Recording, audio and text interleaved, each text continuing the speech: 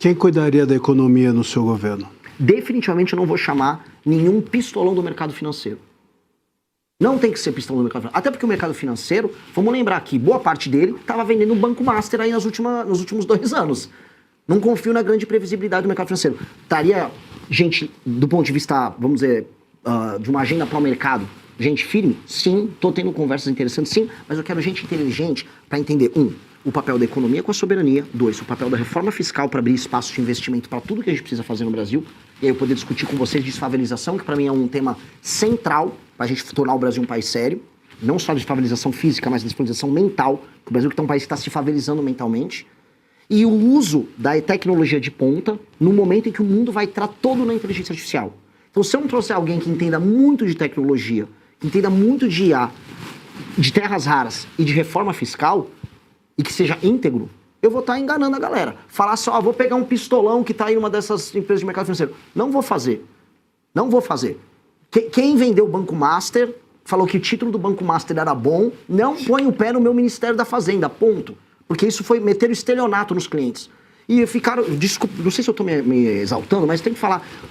Ficaram lá, clientes, ganhar o Tarcísio, apoiava o Tarcísio, não foi. Não, agora é o Ratinho, não foi. Fiquem tranquilos, vem o Leite, não foi. Agora o Zema ou o Caiado. Qual é? Então, cada hora atrás de um candidato, não consegue se decidir?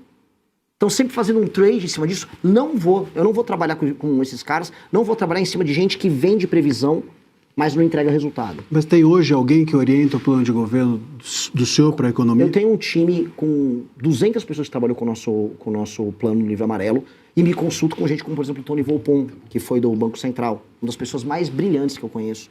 Gente que trabalha na área de startup, na área de tecnologia. O Tony Volpon é um exemplo perfeito, uma pessoa que integra essa visão de mundo, que envolve inclusive criptoativos, que envolve uma necessidade de uma política financeira, de uma política monetária que faça lógica, que faça sentido e que topa negociar e abrir, vamos dizer, espaço para uma visão de Brasil soberano e ao mesmo tempo fiscalmente falando responsável. Eu quero entender o que exatamente diferencia a omissão de um outro partido tradicional e ainda como, no caso, né, você está como pré-candidato, está disputando, como você não seria absorvido aí também, incluo o seu partido, pela lógica de Brasília, diante de tudo isso que a gente citou, STF, enfim. É a realidade como ela é isso, né? Não, assim, basicamente. Esse é o projeto da minha vida. Se ele der errado, eu fracassei como homem. Se eu deixar o nosso partido, que teve milhares de jovens coletando assinatura, se tornar um União Brasil, eu sou um fracasso como homem, o Kim é um fracasso como homem, a Amanda é um fracasso como mulher. Significa que nós, como liderança, nós fomos fracos e nós fomos cooptados pela sedução mais baixa da fama, do dinheiro e do poder sem efeito. Que ter um cargo não significa ter poder. Eu sem ter cargo político nenhum, eu tenho mais poder do que a maior parte dos deputados, porque eu consigo mobilizar lideranças, consigo mobilizar pessoas que pensam. E o poder do carguinho, o poder do dinheirinho, participar de uma festa com o Vorcaro, graças a Deus nunca nos seduziu. E aí, humilhar aquelas pessoas que estiveram na rua coletando assinatura debaixo de chuva, falando, Renan, eu consegui coletar 50 hoje, coletei 100 hoje, me tornaria um lixo, eu me tornaria uma vergonha que eu não conseguiria andar na rua. Então, vergonha na cara, pura e simples. E do ponto de vista institucional, existem poucos partidos no Brasil, existem legendas. Eu falar que o PSD do Kassab, que em alguns lugares é a direita, em outros lugares é a esquerda, e nos outros, na maior parte dos lugares não é nada, aqui não é um partido, é uma legenda que ocupa uma função cartorial de permitir que pessoas concorram em eleições. Partido que tem programa, nós, Partido Missão, PT tem programa, o PSOL tem programa, eu poderia citar aqueles nanicos, o PSTU, que é trotskista, etc., mas meio que não conta. Talvez o Novo tenha um programa, ou construa um programa, está na hora de construir, e os demais são legendas. Eu não consigo ver outros que têm um programa. Claro, um dia havia os verdes, né? O Partido Verde se propunha a ser uma coisa que na Europa tinha, que era o partido... Mas hoje é só uma linha auxiliar do PT mesmo. Então, na prática, assim, ao ter um programa e ao topar perder pelo seu programa. Porque assim, a gente tem que entender como é que é a cabeça do nosso adversário direto, que é o petismo. O petismo topa perder pelas suas teses. O petismo, raramente você vai ver ele abandonar suas teses centrais só para vencer uma eleição. Mas onde você faz a pergunta agora ao nosso convidado? Você citou desfavelização, né? Eu acho que eu vou um pouco pela segurança pública agora, até porque é um tema que o brasileiro, acho que é um dos mais caros, se não o mais caro hoje para o brasileiro, acho que é economia e segurança pública. Mas falando dessa esfera, com tanta dominação territorial, por exemplo, de facções criminosas. Já vi você comentar sobre segurança pública, citou até o El Salvador, né, o país. Então, como que o senhor vê isso hoje e como seria esse processo de desfavelização, que é uma coisa antiga, inclusive, né? Bem antiga. Olha, quem dera fosse uma coisa antiga. Fala-se nesse tema, mas é um tabu tão grande falar sobre desfavelizar, porque na prática a gente há muito tempo, especialmente começando no Rio de Janeiro, a gente começou a achar que a favela faz parte da nossa identidade. Não porque tinha um cartola na favela, era um poeta da favela. Você pode ser um poeta e não morar na favela. Acho que essas coisas... Você tem grandes poetas na história humana que não precisavam morar em favela. Você não vai justificar a ausência de saneamento básico, presença de tuberculose em populações humildes e comando naquele bairro por parte de facções com base num poeta ou num samba. Só que nós fizemos isso. Faz parte de um processo histórico muito destrutivo de autossabotagem que nós tivemos. Vou começar pela parte de segurança e eu vou chegar na desfavelização, porque essas coisas estão muito conectadas. Inclusive, no próprio Livro Amarelo 2, a gente junta uns pontos. A favelização, ela acontece no Brasil, ela acelera muito nos anos 60, 70, 80 e 90, que é quando a gente tem um boom demográfico, e é quando, no meio do regime militar, você tem a crise do petróleo, e aí toda aquela formação de capital bruto, ela se interrompe. O Brasil acaba caindo no lance da dívida externa, começa a parar aqueles mega investimentos, e aí a gente começa a sentir como o aumento da nossa infraestrutura diminui e o investimento urbano nas periferias, em casas e prédios, simplesmente não acontece. Então você tem um boom de pessoas nascendo, boom de pessoas migrando para as cidades, incapacidade do Estado em responder isso, e aí você tem a destruição das grandes cidades que passam a ficar altamente favelizadas. São Paulo, Belo Horizonte, Rio de Janeiro, todas as grandes capitais do Nordeste. E aí você criou aqueles bolsões. Nesses bolsões o Estado não está presente. Ali e nas cadeias começam a surgir as facções. E aí você tem dois modelos de facção, dois modelos de administrar isso. O Comando Vermelho, que tem um modelo mais clássico, ele tem um modelo que eu chamo de horizontal. Você olha no horizonte o mapa, vai ser aqui, ó, essa área aqui é do Comando Vermelho, essa aqui é do ADA. Você separa o mapa. Comanda o espaço. Eles comandam o espaço. E ali dentro, eles usavam para vender droga, para beneficiar, às vezes, né? Pegar um pacotinho da droga, dobrar, botar os aviõezinhos. Depois eles começaram a colocar serviços. Hoje tem serviço até de internet tocado pelas facções.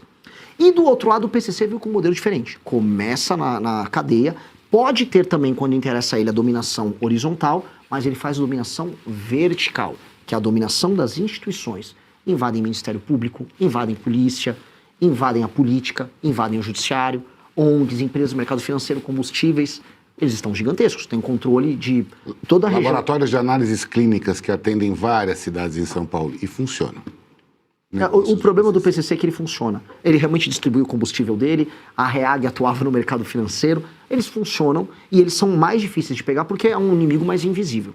Pois bem, veja que questões Uma ponderação. O Fábio fez menção a um ponto aí, desculpa, Renan, é a sofisticação com que o PCC atua. Não é uma coisa grotesca. É criminoso, óbvio, ninguém está... Então na Faria Lima, eles têm doutores. Mas é uma coisa sofisticada, diferentemente do que era, por exemplo, aquelas facções do Rio de Janeiro. Sim.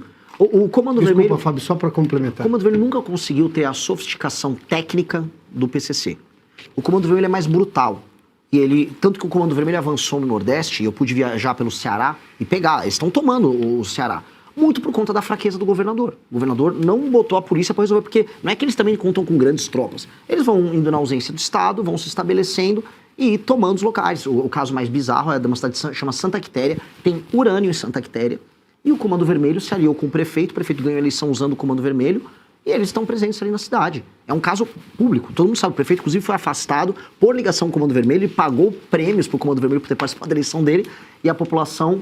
houve uma eleição suplementar, a população inclusive elegeu o filho dele, mostrando que o buraco no Brasil é sempre bem mais embaixo do que a gente imagina. Então o Comando Vermelho é mais brutal, ele é mais claro, você consegue entender e ver isso, e o PCC é mais sofisticado e fatura mais. O PCC tem um controle hoje da fronteira do Mato Grosso do Sul, e o PCC tem a rota caipira para trazer essa droga até o Porto de Santos. E lá no Porto de Santos, no redor, na Baixada Santista, eles têm um controle territorial, que é onde eles processam a droga. Tem empresas de containers que eles recebem, conseguem muquear, por exemplo, cocaína junto com outros produtos que têm uma densidade similar, colocam dentro dos navios e aí eles vão exportando para a Europa numa operação que é bilionária. De um lado, nós temos que usar a violência do Estado de maneira muito clara e a alteração nas leis, a aplicação do direito penal do inimigo, para você fazer a tomada daqueles territórios e o Estado se restabelecer. Nesses histórias que em grande parte são favelas. Que não só, mas quase assim, nem toda tomada de território por parte do Comando Vermelho era uma favela, mas toda favela está tomada por alguma facção. Isso em praticamente todo o Brasil, salvo raríssimas exceções.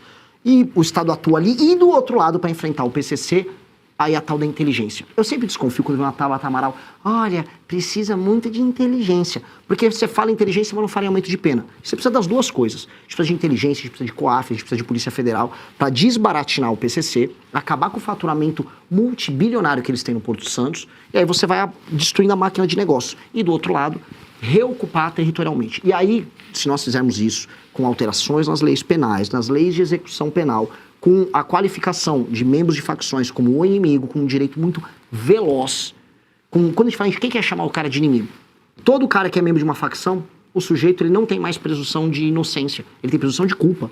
Se você é listado, você é um membro do Comando Vermelho, você tá lá ostentando um fuzil, um policial te pegou, você vai preso na hora.